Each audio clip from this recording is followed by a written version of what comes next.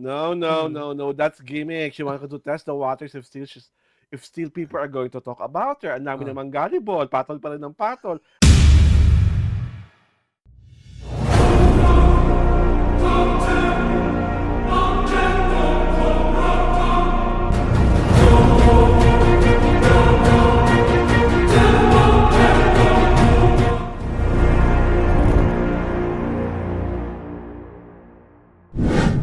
And I couldn't help but wonder, why are we going to talk about this woman?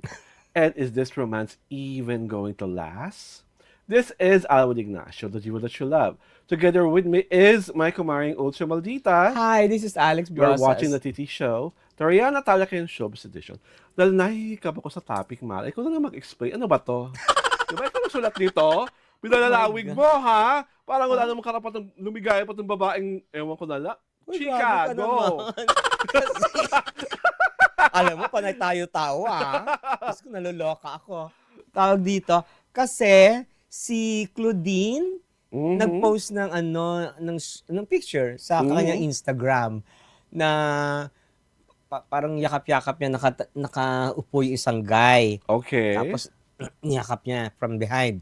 Behind, so yung dede niya, dunggol na dunggol. Grabe ka naman, hindi naman. Hindi yun. Naku. Para-paraan.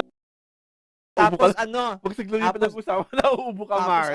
tawag doon, parang siya na, parang can you wait? Yun ang caption niya, ganun-ganon. Mhm. The guy turned out, kasi nakaganon yung kamay ng guy nasa mukha niya. Mhm. So it was partly hidden, the face. Okay. Ngayon,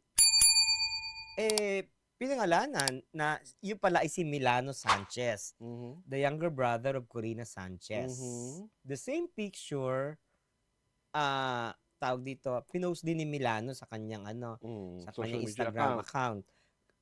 Ang message naman niya, willing to wait siya.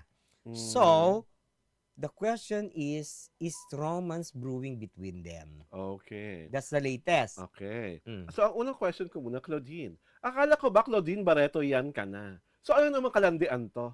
Ha? I-drop mo na yung yan. Huwag mo nang gamitin si Rico. Patay na, di ba? Ginagamit-gamit pa. At, why does he have to wait? Virgin? Aray ko. Busilak? Gusto mo kagad? Agad-agad? Busilak? Diyos ko, ewan ko na lang. Naloloka ako sa mga paanda. At sa mga similiano, willing to wait? Mm. Desperate times for desperate measures? May itsura ka naman, kuya. Oh. Marami naman babae dyan na kukunti lang ang anak. Pero kung mahal mo talaga, o di mag-wait ka. Gusto mo yan eh. Aray. Pangatawanan mo, lalaki ka naman, di ba? Kamukha namang papangatawanan niya. Ay, okay. Mm-mm. Oh, ka na maglawig. Aray ka! Nakakaloka! Kasi talaga, whenever this girl, this woman, comes out Mm. on social media, ay automatic sa akin, gimmick to. Hoy! You don't make your love a gimmick. Claudine? Oh. Not making love a gimmick? Oo. Hello? Claudine, not making love a gimmick? Patay na si Rico yan, gapit na gapit mo sa gimmick? Ano tawag mo doon? You call that gimmick? Oh, ano tawag mo doon? Pagmamahal pa rin? Oh, telling the truth. Naku, Diba? kabaliwan. That's how she felt. No, that's gimmick. She wanted to test the waters if still people are going to talk about her. Ang dami Oh. naman gullible, patol pa rin ng patol. Lahat pa rin ng lait sa kanya sa paggagamit sa Kiriko yan. Aray Diba? ko. O ano pa tawag mo sa gimmick? Kunyari, close on sila ni Mark Anthony Fernandez, gumawa Mm. ng pelikula. Wala namang tao nanood. Pelikula? Oo, gumawa sila ng pelikula. Yung may balbasarado si Mark Anthony Fernandez. May Diba? balbas. Akala ko Pelikula yon na walang taong nanood. Tapos, talaga? pag nakita mo sa dalawa ni Mark Anthony sa screen, si Claudine, kasing lapad ng aparador noong mga panahon na yon. Si Mark Anthony, makisig na makisig. Tapos meron silang sa Totoy Bato ba yun? Nakatotoy ba ito siya ngayon? Oo, ngayon, oo. Diba? Doon nakita ko yung video na Mm. nakita sila ni Parang wala naman siyang magkutuloy sa Totoy ba ito? Wala naman nanonood nun. Ay! Diba? Are you Nanonood sure? ka? kung hindi ako nanonood, yun, hindi na nanonood ng mga tao. Grabe ka Di ba? naman. Naku, alam mo naman mga rating ng show ng TV5, 3%, happy na sila doon. Aray One ko. Digit Wonder, happy na sila doon. So may nanonood naman pala, pero 3% Oo, of the total viewing population. Mm-mm. Laking bagay na, no? Oo, syempre. Kinayayaman nila yun, kinayayaman ni MVP.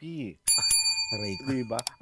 So parang every time siya ang pinag-uusapan, parang ang reaction ko talaga, ay ano na naman to? Paandar. Ay, Syempre, ito naman si Milano. Hindi ko alam kung starlet, businessman, kung nakatapos na, kung talagang binatang binapa talaga. Talagang gusto niya lang mapag-usapan rin. ganon? Di ba? Naku, ayaw ni Corina Sanchez Wala na akong ganyan. pakialam kung ayon ko rin, no? Ay, Diyos Di ba, ko. pinag-usapan natin yung kapag siya sasama. Ha? Dapat si Milano ang magtanggol sa kanyang sarili at Mm. paniwalain niya tayo na oo, mahal na mahal ko talaga si Claudine. I'm willing to wait. Mm. Aantayin ko siyang mapaokos siya, bibigay ko sa niya ang langit at Parang lupa. you are casting doubt on his love for Yes. for Claudine. Yes. Ay, I'm so it was just for a show? Yes. Diyos Diba? ko, grabe ka If naman. you are that good looking, Mm. siguro naman nakatapos ng mataas na paaralan. Mm. And I'm not trying to undermine single moms. Mm. You have more chances of winning with other women. Sabi mo nga, there are more fishes in the sea. Napapatulog ka sa lumba-lumba? Ganon, hindi. my gosh. Hoy, ang slimmer na ngayon si Claudine. Naku, tigilan Kaya mo nga, ako. inanon siya, pinasok siya sa ano? Mm. Have you seen her, recent pictures and videos? Medyo slim na siya. Should I care? Hindi, kailangan tawag dito, correct yung ano mo. Ay, hindi. Pag nakita mo yung video niya sa ako kasi I saw, Mm. yung pagkikita nila ni Naku, dahil mahal na mga si Claudine, tatawag na daw. ano na? Tatawag na daw si Claudine sa'yo. Sabi, I love you, Alex. I don't care. Basta ako nakita ko talaga, na siya, slimmer na now.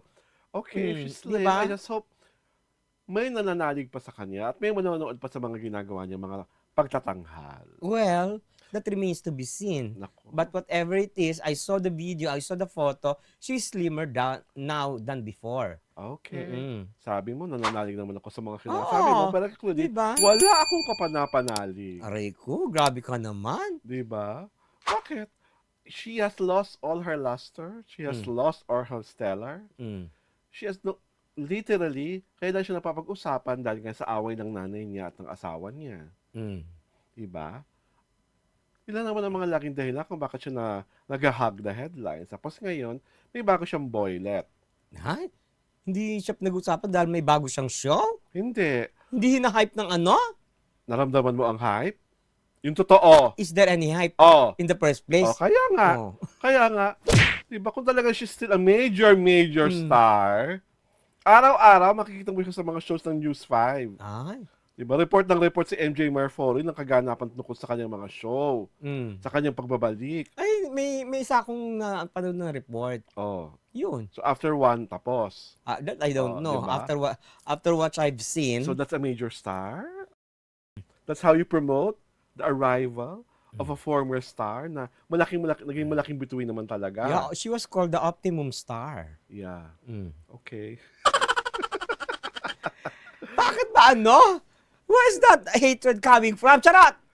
There is no hatred because I do not know her personally. Ang taray. I am just expressing my opinion because she is not acting the way she should act. Mm. A star who had her glory days. Mm. She is so far away from her contemporaries like Judy Ann Santos, Jolina Magdangal, Mylene Dizon. Yun ang mga kasabayan niya eh. Si din? Pero kontrabida eh. Sino? Si Gladys. O, di ba? Yun ang mga Reyes. kasabayan niya. Pero look how they behave. Mm-mm. You don't resort to gimmickry. You don't resort to fights. You don't resort to paiyak-iyak on TV. Hindi, kasi ang ano niya, she is in her own way a big major star.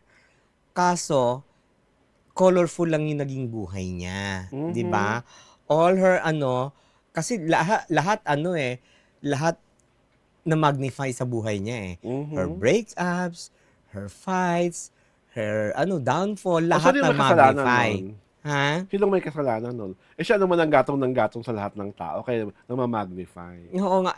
Ibig ko sabihin, the way she handled things may be outright wrong, Mhm. pero kasi that's the way she handled things. Wala tayong Yeah. magagawa doon eh. She handled Diba? things with the victim card. Ay, And it's not working. ay, diskontara. Hindi naman Diba? all the time pa-victim. Ano ka ba? So Grabe ka ngayon, naman. Gloria na siya. Dahil may bago siyang ombre.